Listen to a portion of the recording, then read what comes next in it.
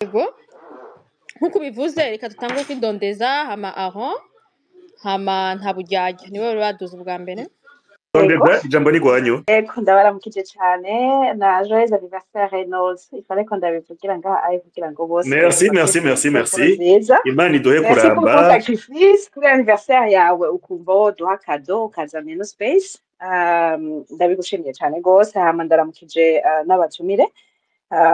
Ikiganiro ciza cane gose na Gilbert yariko arabaza ibibazo nkoramutima. Ndabashimiye no ku nyishu abatumire bamaze kuduha.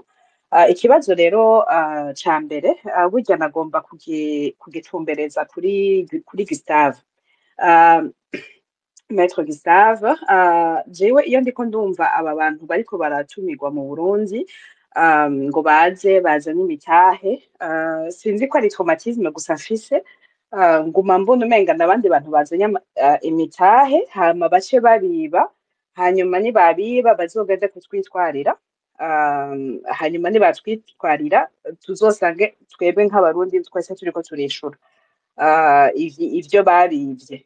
Ikibazo rero ca mbere kuri mwebwe Gustave ni est-ce que juridiquement parlant tuzoshobora kwidefenda tuvuge duti vous étiez prévenu, ninde yababariye kuzana iyo mitahe mu gihugu tous les critères zerekana yuko mutakwiye kuzana imitahe yanyu. Est-ce que réellement le Burundi pourra ou nubwo inzego zohinduka nous pourrons, et le Burundi en tant que pays pourra être tenu responsable yo kwishura amadeni y'abantu baza kuzana amahera dans un pays aussi défaillant. Ico ni ikibazo ca mbere. Hanyuma ikibazo nagomba kubaza André comme économiste, nariko ndababaza nariko ndiyumvira je me suis intéressée plusieurs fois ku bintu biza mu bihugu vy'iwacu biza nk'ama aide. À différents moments mwavuze imfashanyo igihugu cacu cagiye kiraronka bivanye n'amaprogramme twaba turiko turagira. Mugabo on le sait que il n'y a pas d'amis en politique. Abantu baba bariko baraduha iyo mfashanyo baba bafise ama intérêt yabo bariko barakurikira, nubwo biza vyitwa nk'imfashanyo bitaza vyitwa nk'ideni tuzishura.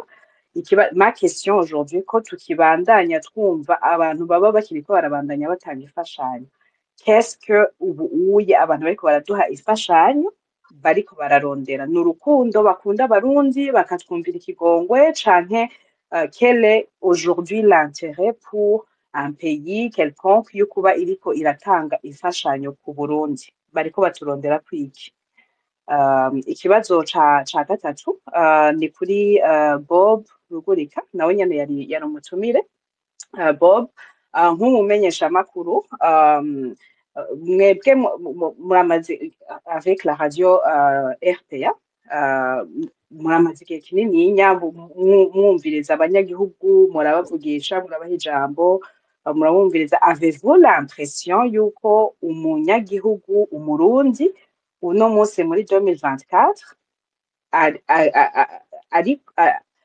afise iyo conscience y'ingingo zifatwa n'abatwara igihugu c'u Burundi na impact zimugira ko yuko bimukorako? Est-ce que umurundi uno munsi mwumviriza iyo mumuhaye ijambo umurundi ariko arababarira ati ndatahura neza iyo igitoro kigiye igituma cagiye? Murakoze, yari ivyo bibazo vyanje.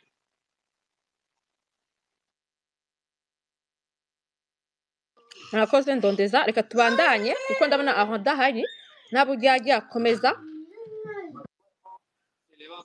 Murakoze Rumata na Reynolds kuri iki kiganiro mwateguye. Nahageze kare vyose navyumvise, ariko jewe ikibazo canje kirerekeza kwa André ni kwigize. Ikibazo nakigize igihe ariko aravuga ku vya devaluation, numvise yuko ubundi biko bategura canke se buteganya kuba bwokorera ifaranga ryabo. Deja nk'ivyo bintu vyerekeranye na devaluation, nibaza ko hari abantu benshi ngaha ibi vya devaluation bataba bariko barumva ivyari ivyo. Dusaba umuntu afite ijambo muzimye iradiyo iri hafi canke nimba ari televiziyo kugira dushobore kubumva, kuko amajwi yanyu ariko aravangirana ego reka ngabanye ego hanyuma mugerageze gutumbereza ikibazo munasongore kugira ngo duhe ijambo abantu benshi bashoboka.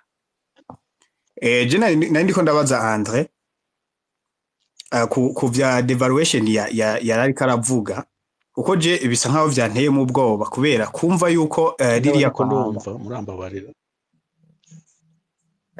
ninde atari karanyumva turabumva ni mushike kwijambo kandi bareke kubaciramo s'il vous plaît. Turiko turabumva duga kwijambo. Okay.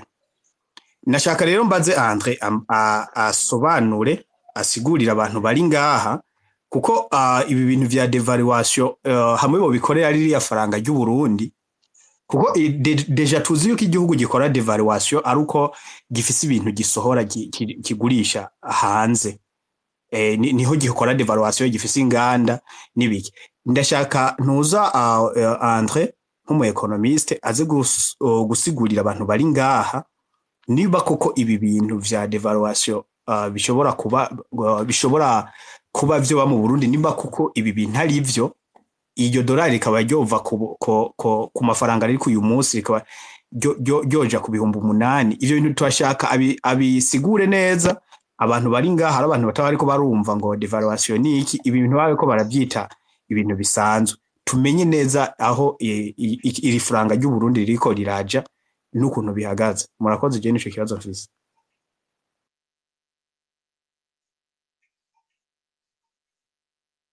murakoze cyane nta buryarya reka dufate umwe hama abatumirwa baca babishurira rimwe yari Biflor.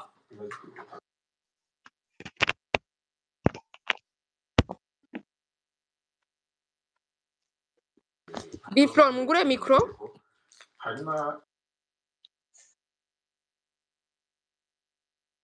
Reka ngira ntanyumva aragaruka nyuma rero burya ntacu. Maxime komeza.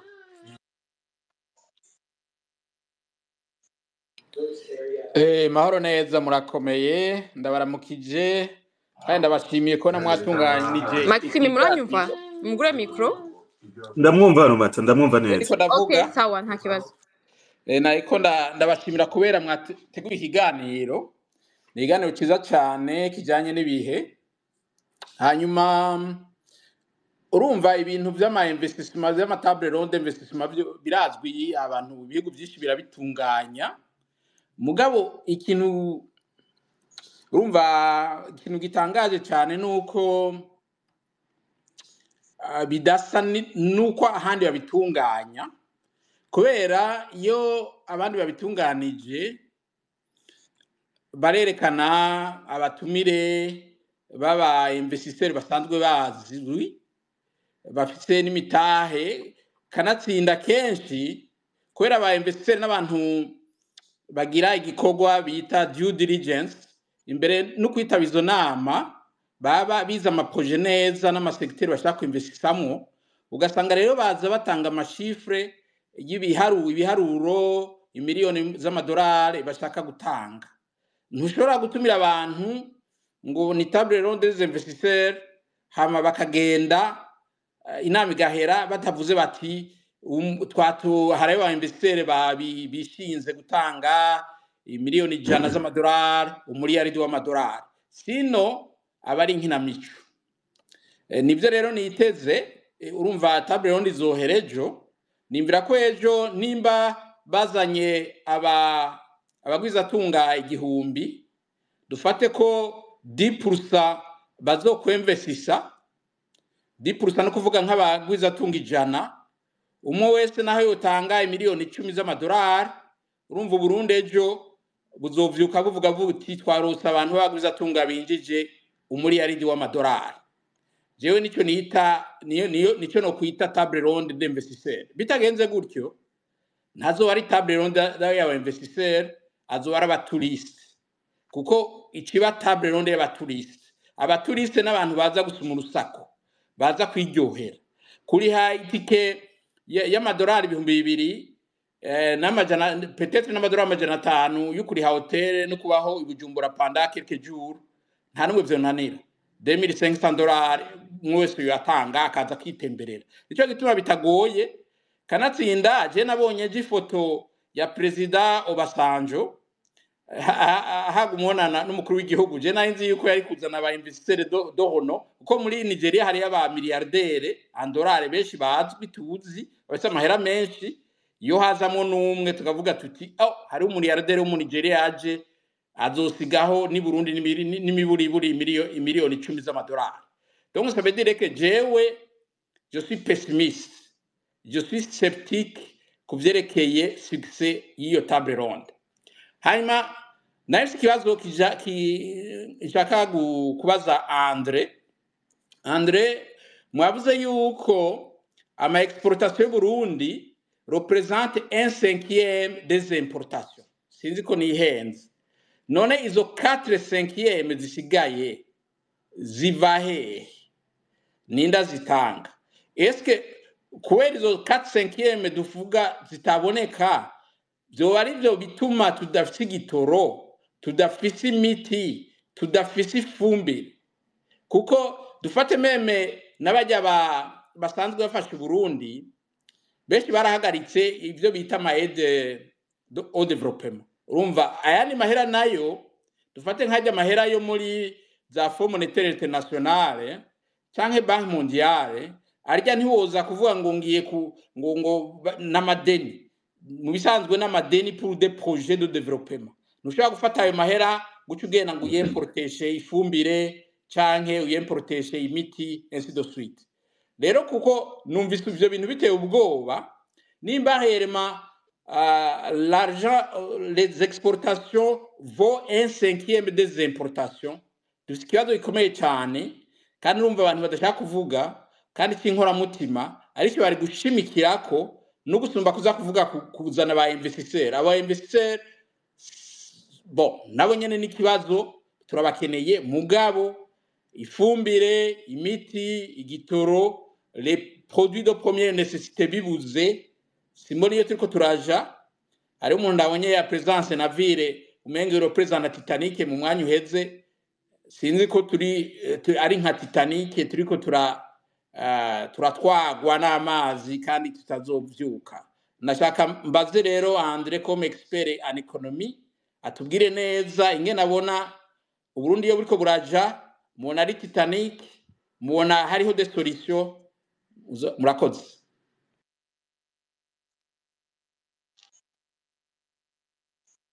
Ok, ngira twaba turafasha ayo makestion. Ivyo mwariko muravuga ko yari tourisme bisa nkavyo nabashiriye ko ngaha hejuru kuri space mashobora guklika utuntu ngo mpartager. Aparama ministre wa commerce niwe biraba yari yiryamiye muri janama ngo iponge yari mwisha. Ok, duhe rero umwanya akanya aba invité bacu bashobore kubishura ku bantu bapojeje amakestion. Merci beaucoup. Twotangurira kuri professeur André Nikwigize tugasubira Bob hama Gustave. Merci beaucoup. Urakoze reno murambabara ni haba hari ikibazo nta bujyajya yoba yadresheje ko yanyadresheje ko ntaco sinumvise ivyo yavuze nimwagira murashobora kugira kunsubiriramwo. Hanyuma hariho ikibazo Ndondeza yavuze ati mbe imfashanyo abo batanga imfashanyo kere intere yabo nibaza ko mu bintu byose apart abo ba investisseurs privés bobo ni c'est un processus gagnant-gagnant, c'est-à-dire ko baronderamo intérêt financier immédiat canke à moyen ou à long terme. Kandi baza hariho ama critères de base bakoresha kugira bemvestisse dans un pays. Baraba d'abord ko hari amahoro, bararaba ko hariho ibikenewe tungane, baraba ko ama institution protege amantu z'ama capitaux yabo, bakaraba yuko hari ama infrastructure amabarabara canke chemin de fer canke umuyaga nkuba, hakaba ko hari n'abazobafasha kurangura umugambi wabo. Ivyo byose bamaze kuvyegeranya baragira ati ndemeye ndashizemo amafaranga kuko ndabona nzokunguka.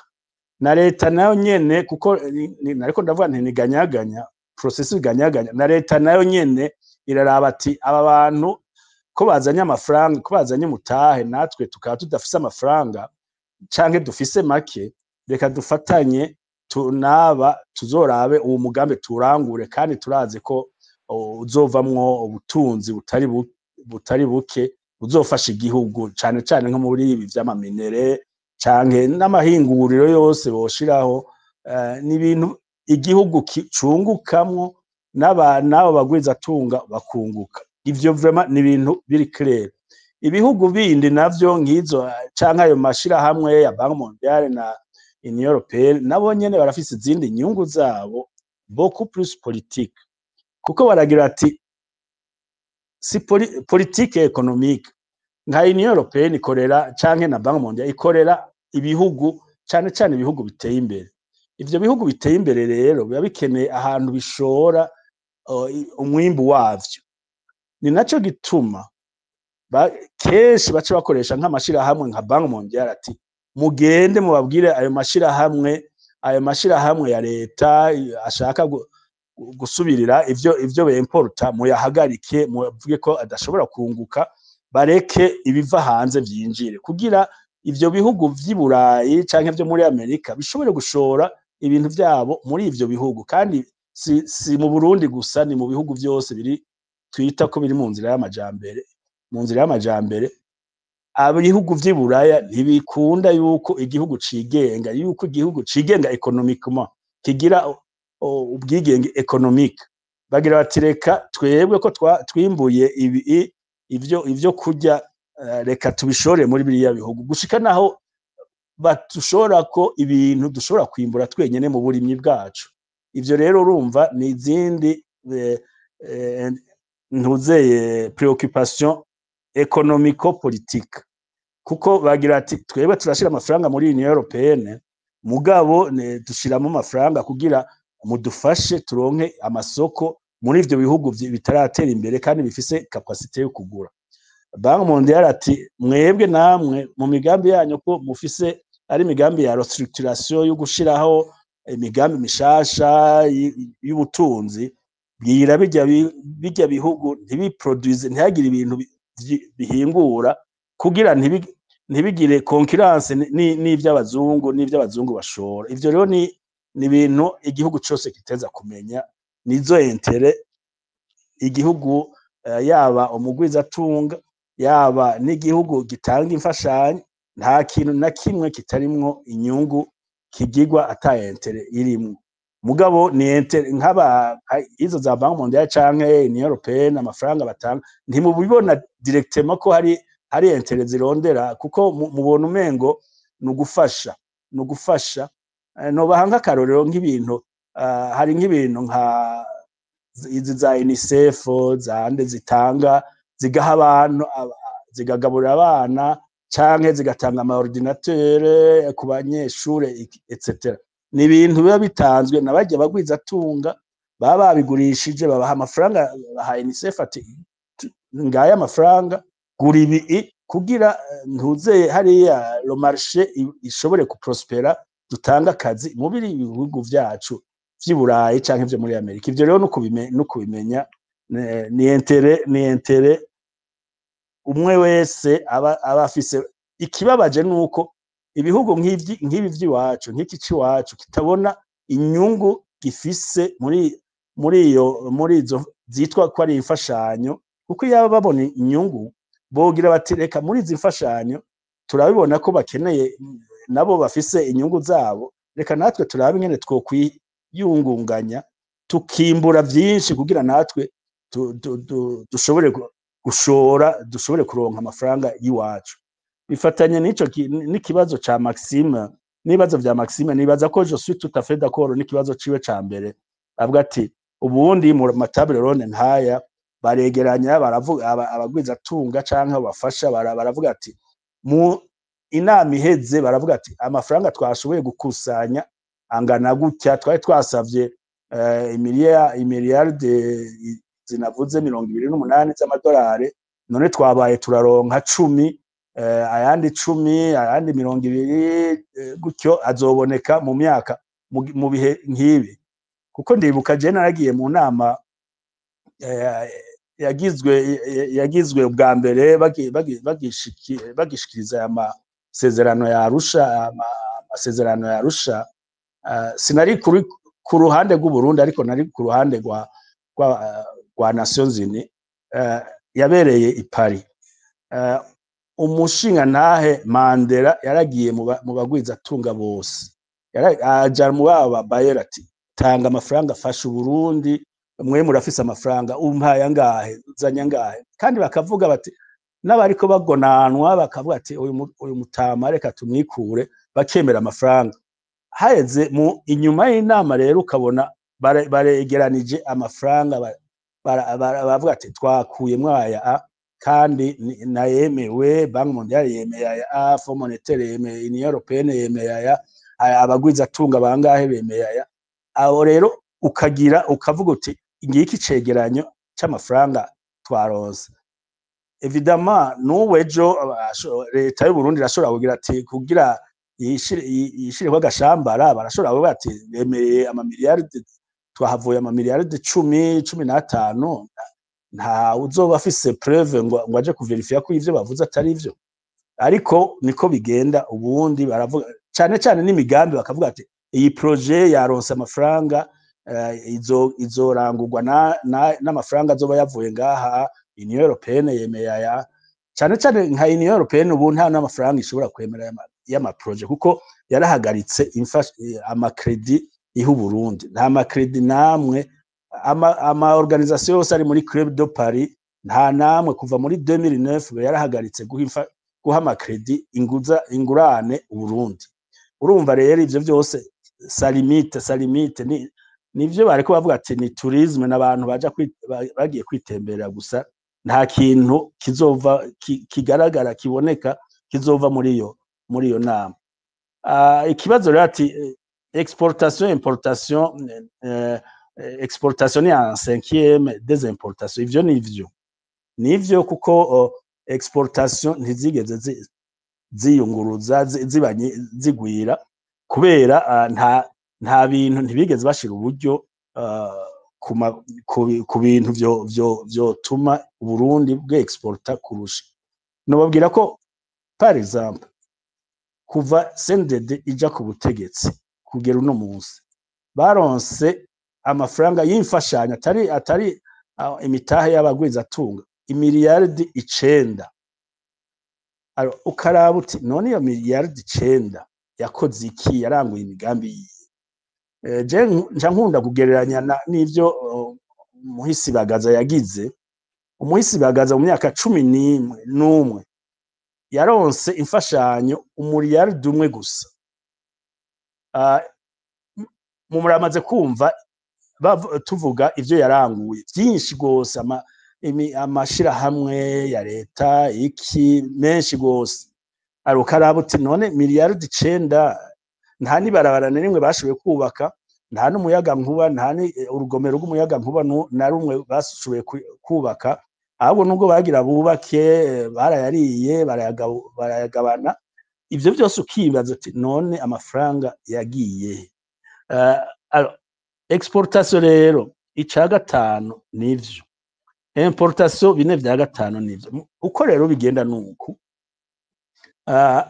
abo bafasha ntibabafashije kwishura ama importation, baraza n'amafaranga y'imigambi y'iterambere y'igihugu bakayashira muri BRB. Ayo mafaranga arayo kurangura umugambi, bayazana n'amadovize. Hanyuma abagwizatunga, abacuruzi b'i Burundi bafise bemporta ibintu hanze, bagaca rero batanga amafaranga y'amarundi bakayashira muri banke, hanyuma ayo mafaranga y'amarundi bakayashobora kuyavunja mu madolari, ari nayo baca bajana gukoresha hanze. Kuko urumva abafasha Burundi babazanye mu madolari bakayashira muri BRB, hanyuma aba importateur nabo bagashira amafaranga mu mabanki yabo, hanyuma bagashobora kubaha amadolari. Ikibazo cabaye rero kuva mu mwaka wa 2016 gushika uno munsi, abafasha Burundi bari bageze ku madolari 700 imiliyoni amajana 750 hafi miliyoni amajana 750 uno munsi bageze ku miliyoni amajana 4 urumva vyaragabanutse cyane. Ayo mafaranga rero ni makeyi uravye ibikenewe kugura hanze. Ugasanga BRB nta na reserve ifise irenga ishika n'ukwezi, ishobora kumara n'ukwezi. Ni naco gituma bica bigenda gute, abo bashaka kurangura ibintu hanze baca bikora kuri ya marché noir, kuri marché y'amagende. Marché y'amagende nayo amadolari bayakura muri abo bantu bavuye hanze. Utwo tudolari dukeyi bavanye hanze, abaturiste canke abarundi bavuye hanze, nitwa amabiro de change canke abo bavunja kinywabi baca bakoresha bakavunjisha ku bantu bakeneye amadolari, yaba abimporta canke n'abaja hanze canke baja kwivuza. Ivyo rero bituma habiki koma amadolari aba ari make. Ni naco gituma haca haba cours de change kiduga hejuru, kuko abayasaba ni benshi kandi amadolari nayo ari make. Idolari rikagenda hejuru, kuko umuntu akeneye idolari naho mubwira uti riri ku bihumbi 10 ararigura kuko abayakeneye. Bigaca bifatanya nuko hari abarundi benshi bayasahuye muri leta, bafise amafaranga y'amarundi bashize mu masandugu imuhiri wabo, banse gusohora hanze, babuze aho bayashira, bagaca baza barasoboka hatonetse utudolari dukeyi, bagaca basoboka bakadutwara bakavunja vya bifaranga vyabo. Mushobora kudusigurira kuko president yigeze kubwira abanyagihugu, donc mu banyagihugu harimo twebwe namwe, yuko ivoka muri Etats-Unis rigugwa $10, hanyuma ahantu ngo rugurugu cyayo bari kugwa 5. Acavuga ati ahubwo baraturuta. Namwe muri ko mutubwira yuko ubuzima bwacu nk'abarundi bwubakiye ku madolari aba ari disponible mu gihugu. Hari ico mwo twishura ko mukaduha umuco kuvyo yari yaravuze. Ega ivyo yavuze nuko nyene abivuga nk'ugwenya, ivyo nta signification bifise. None pouvoir d'achat yo munyamerika na pouvoir d'achat yo murundi zirangana. Uzogende mu Busuwise canke i Buraya hose, ibintu vyose usanga bigugwa make Burundi usanga bigugwa menshi, uhinduye mu marundi usanga bigugwa menshi. Mugabo iryo voka none uzorijana muri Amerika, ntishobora kurijanayo kuko d'abord hariho des conditions zo ku exporta muri Amerika. Hanyuma umunyamerika arafise arayigura, arashobora kuyagura. None umurundi umusavye ngo atanga ayaguri ivoka wumva bishoboka? Niyo rero nta comparaison ibaho ishoboka. Ivyo rero ko abarundi babeshwaho n'amafaranga mvamakungu, nivyo nababwiye yuko ubu abarundi bariko bazera bafungura ibivuye mu mahanga. Nivyo nariko ndababwira yuko bose abo bazungu bagerageza yuko twogura ibintu vy'iwabo twe tukareka kwimbura. Hageze none urashobora kumva ingene tugura ifarine y'ingano mu Iburaya kandi ingano dushobora kuzitera i Burundi. Urashobora kumva ingene dushobora kugura sauce tomate dushobora gutera amatomate tukahingura amatomate. Ivyo vyose ni vyinshi, n'uburorero bwinshi bwose. Umukate, farine turashobora gukora farine mu myumbati, mu bijumbu vyose. Ivyo vyose birashoboka. Mugabo vyose ntibazokwigira baguha amafaranga yo gufinansa ivyo bikorwa, kuko muzoba muriko mwicira isoko abo bantu babishora mu Burundi. Niho rero usanga Burundi bugendera ku mfashanyo gusa, ntibubone umutego urimwo ukwama umuntu ariko arasabiriza, kuko ntaho twigeza. Kuko mu gihe usabiriza kugira ugura ibintu vyabo ataho wigejeje, nawe ugira uti je nanje ndiko ndimbura, ubu ndiko ndasaba, mugabo umwaka uza nanje nzoba nimbura. Ni nahandi tuzokwama muri dépendance perpétuelle de l'aide. Nuko bimeze, niko bimeze. Ubu urumva izo 4/5 z'ama importation birashoboka, umuntu arashobora kuzigabanya, mugabo muzozigabanya osironta ko atabushake bwa politike buriho. izo carburant medicament iki les engrais ivyo vyose umuntu arashobora kugabanya ntuze la consommation mugabo bazoguma baguha amafaranga ati bandanya wemporta wimye umuntu devise ati no ntidushaka ko wemporta imodoka de luxe abazungu bazoca bagira ati wewe uriko ubloka ntuzeye la libre concurrence le secteur privé ntushaka ko bagura imodoka ugasanga rero abo bantu bifitiye ibifaranga baciye bagura les véhicules de luxe abo bazungu nabo bakaryoherwa ati sigizima bagura ntuzeye izo modoka les engrais la même chose kubera ko twe tudashobora kugira ama engrais iwacu kera ko twagira des engrais du fumier kubera ko badashobora kugira ama fumier akorewe mu Burundi mugabo kubera abo bantu batanga izo mfashanyo bagira bati hariho ihinguriro mu gihugu kanaka rikora habire z'ikizungu reka tubihe mu mfashanyo tubahe intabire donc nuko niyo le cercle vicieux de l'aide dépendance de la pauvreté tuguma turimo nivyo sinzi rero umunsi bizohinduka ntavyo nzi mugabo ubu ariko arageraho igihugu mbona nta isi iriho nk'ubu nibahagarika izo mfashanyo batadugije izo mfashanyo hazogera igihe ndibuka ko mu kwa kabiri nari navuze nti idolari birashoboka ko imbere y'impera z'umwaka turimwo izoba rigeze ku 10,000 nabivuga nka blague mugabo ubu niko turiko turagenda niko turiko turaje alors twogira iki turaja peut-être ndaja kubivuga mugabo mu gihe tukiri dépendant des aides extérieures naho tuzokwigera nta gihugu na kimwe muzorabe cigeze gitera imbere kubera imfashanyo urabe ibihugu vya Aziya vyateye imbere kubera anseretuma barahagaritse imfashanyo kuja gusabiriza imfashanyo barafata bafata abantu b'iwabo b'abaziatike baba muri ivyo bihugu vya Burayi vya Amerika ati nimuze mudufashe barazana imfashanyo mugabo mu gihe tugitega amaboko kuri abo bantu bafasha ngo ni imfashanyo je nibaza ko nta isi n'aya mareve bariko bavuga ngo muri 2040 2060 naho tuzoshika 2100 ntaco Uburundi buzoba buragera ni ivyo niyo nyisho nashaka kwishura murakoze. Ok, merci. Nibutsa abantu yuko sinibihugu vyazi gusa babigize na Ethiopia rabigize aba Ethiopia benshi cane gose bo kwisi yose baratanga amahera leta yabo ikayakoresha ariko ni leta yubaha amahera y'abandi si nkiyi turiko turavuga sinzi rumata wonyibutsa abantu batatu bari bapojeje ama question nimba hariho question ari pose kuri Dr Bob canke kuri Maître Gustave nibatse ko bose hama nta buryage nawe yari yabajije professeur.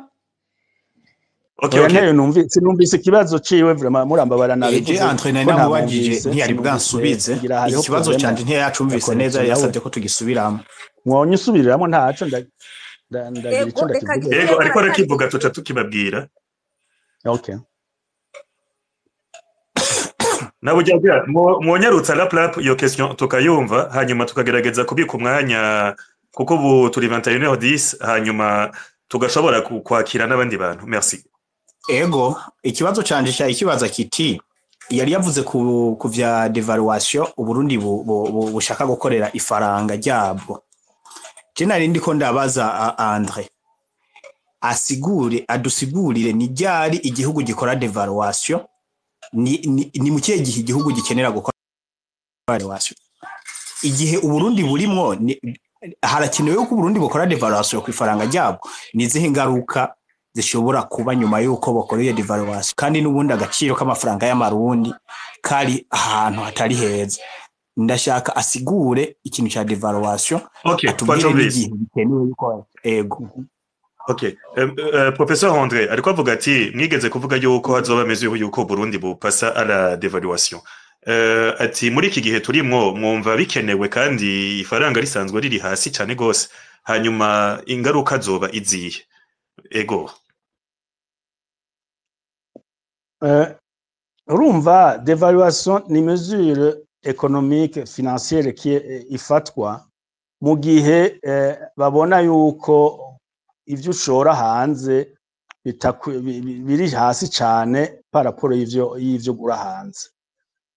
Bifasha ko iyo udevaluwe abantu baragabanya abimporta ibintu baca bagabanya ivyo bimporta kubera amafaranga acaba menshi, kuko nk'ubu yahora agura nka 5,000 vy'amadolari akabigura kuri taux de change y'ibihumbi 3, hanyuma agateza kuyagura ku 8,500. urumva ko ivyo en terme de quantité ivyo yokenera kuri ya mafaranga yahora agura acaba make, bica biba bike, acagabanya. Donc on réduit les importations, hanyuma bigatuma les exportations, le peu d'exportation tugira en terme de francs agurishije umuriyoni w'amadolari, uko winjira muri banque de la République aba ari amafaranga menshi mu marundi.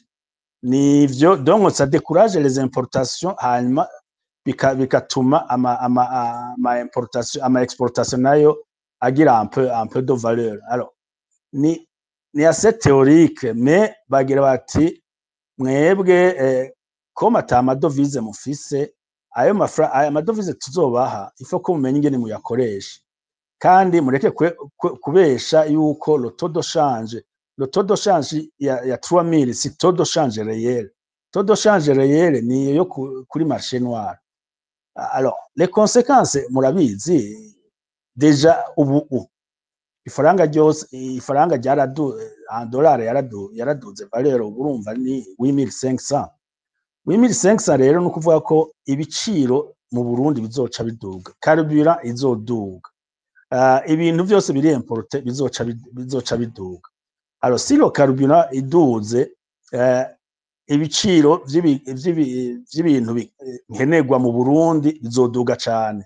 Hamusange urabona nk'ubu batubwira ko ikiro c'inyama kigeze ku 30-35, kubera baba bakoresheje ntuzeye carburant y'ukuzana y'ukudeplaça ntuzeye les viandes, igiciro kizoduga. None abantu bazoshobora kugura izo nyama, bazoshobora kugura ibiharage, ibigori, kuko vyose ubu biriko biraduga ibiciro. Alors niyo problème rero iriho, mugabo c'est une obligation, kuko urumva ntidushobora kubaha ayo mafaranga, kuko baherutse babaha tranche ya mbere ya 60 millions de dollars gusa, bateza kubaha avant la fin de l'année, bateza kubaha ayandi 65 millions de dollars. Ayo babahaye nayo barabaha gushika no munsi. Alors babagira ati condition iriho nuko devalue le franc, hanyuma tubahe utwo 65 millions de dollars, mugabo bakabizeza yuko n'abandi na Banque Mondiale izoca yongera ko ayandi, Banque Africaine de Développement yongere ko ayandi, na Union Européenne yongere ko ayandi. Donc urumva le programme du Fonds monétaire doit être exécuté comme prévu. Niko bimeze, kandi batayexécute nta bandi bazoshiramwo amafaranga, niyo problème. Alors c'est un choix à faire.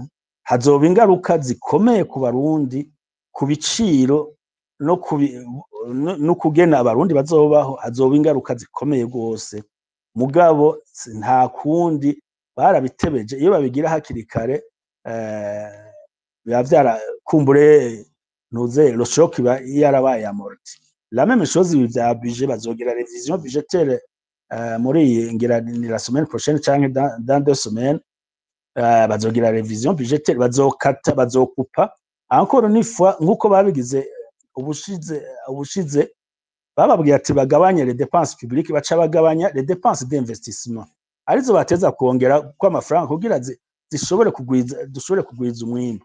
Ntazo baciye bagira bati ntidushobora gukora ku ma dépenses ya présidence, kuko president ateza kuja mu mission aha naha, dushobora kugabanya amafaranga ya déplacement y'abashikiranganje, y'abasenateri, y'abadeputete.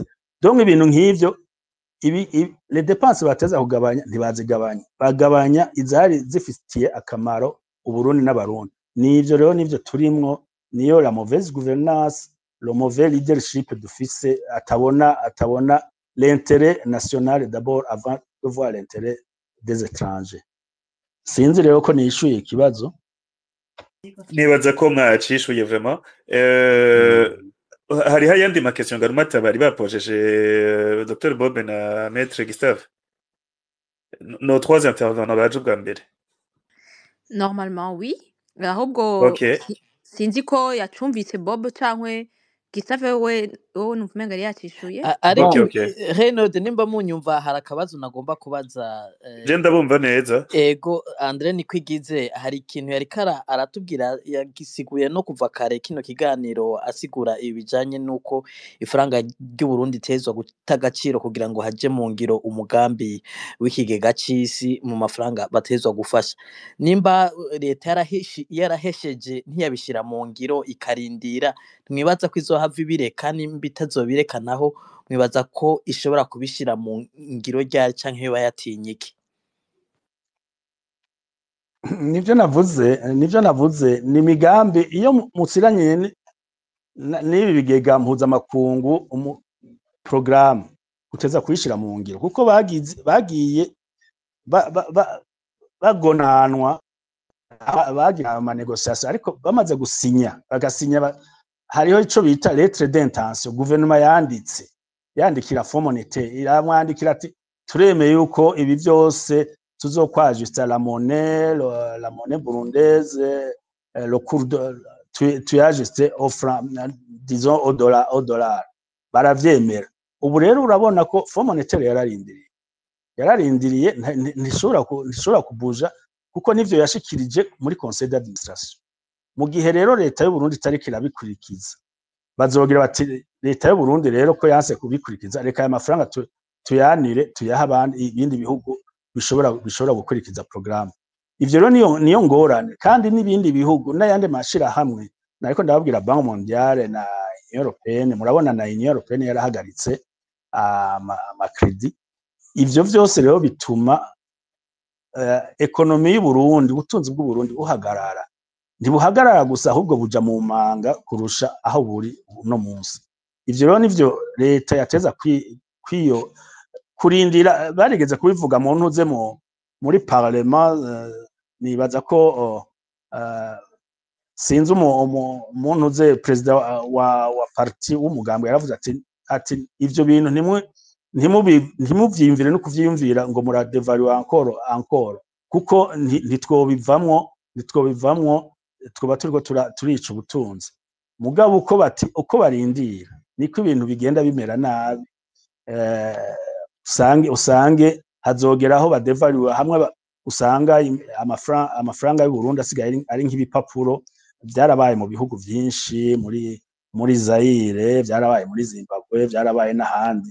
Ivyo rero nivyo twateza kwevita ko bishika, ahubwo bakaraba ingene bofata des mesures de protection kuko mu ma devaluation haraba des mesures de protection bagira bati eka aya mafaranga avuyemwo reka dufashe abanyagihugu kwiyungunganya, tugira imigambi, abarimyi bashobore kurima ntibazokwicwe n'inzara, ibiharage bigwire, ibigori bigwire, batera ibitoke, aborora donc bakagira des mesures palliatives zofasha igihugu kugira ntuze iyo devaluation ntibe aussi dure que izo abafonctionnaire ba leta bazosufra gose kuko ayo mafaranga azoba ibipapuro, uwo mushahara baronka ntaco uzoba ukibamariye.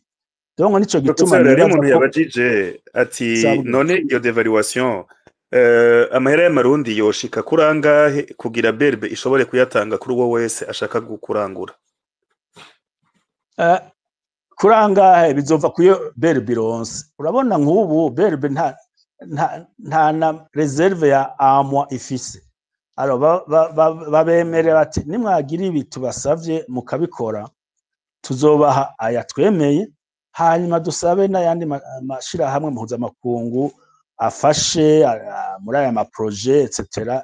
Kuko hari nk'amaprojet menshi yahagaze, nka Banque Mondiale yari yategekanije amafaranga ashika miliyari de dollars yo gufasha mu projet y'u Burundi.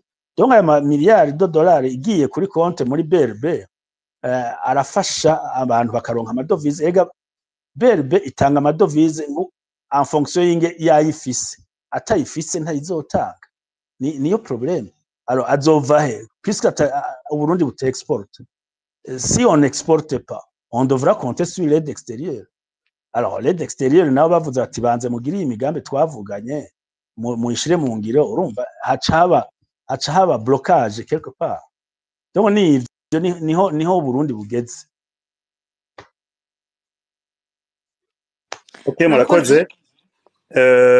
Hariho amakestion Garumata wonyibutsa bari bapojeje Bob na Gustave. Bon rero hari ikibazo ndondeza Pamela yambajije, je nibaza ni kimwe yambajije. Ego. Sinzi ko no cishura ko ariko mu nkundire kumbure ubu muraza Bien sûr mwishure ariko nagomba gupopoza aba invite bacu mushoboye kwishura de manière concise comme ça tukaba dynamique abandi bantu bagapoza ama question byo babyiza ariko mubona mworandira naho nyene nta ngora ni mwebwe twatumiye ngewe no kurandira kuko nibaza hatanu umwanya twobironkera. Je nashaka kuvuga gato muri akanya gato ndonse. Nashaka reka mbanze nishure ndondeza hanyuma ncengira une petite observation. Bon, ndondeza yambaje effectivement par rapport y'ivyo yabajije n'abandi nande ndi kwigize yari yambajije bijanye n'aya ivy'amaede ngo Burundi buronka ngo aravuga ibi vyose by'aba bantu baba investisseurs bashobora kuzana imitahe yabo hanyuma abategetsi bakayikoresha nabi sinzi leta ikabihomberamwo bakitwarira igihugu. Yabivuze ayo madeni yose yuko arabarundi bazogenda barariha bizogenda biradukora ko twese ama generation de generation en generation rum. Bon, je yambadije ikibazo ati mbega wewe nk'iradio ukora mu radio yama yahaye ijambo abanyagihugu mukorera mu banyagihugu igihe cyose, ati est-ce que vous avez l'impression yuko abanyagihugu barealiza donc batahura yuko izi politike mbi zibakorako zimpacta negativement ku buzima bwabo? Bon, jewe sindi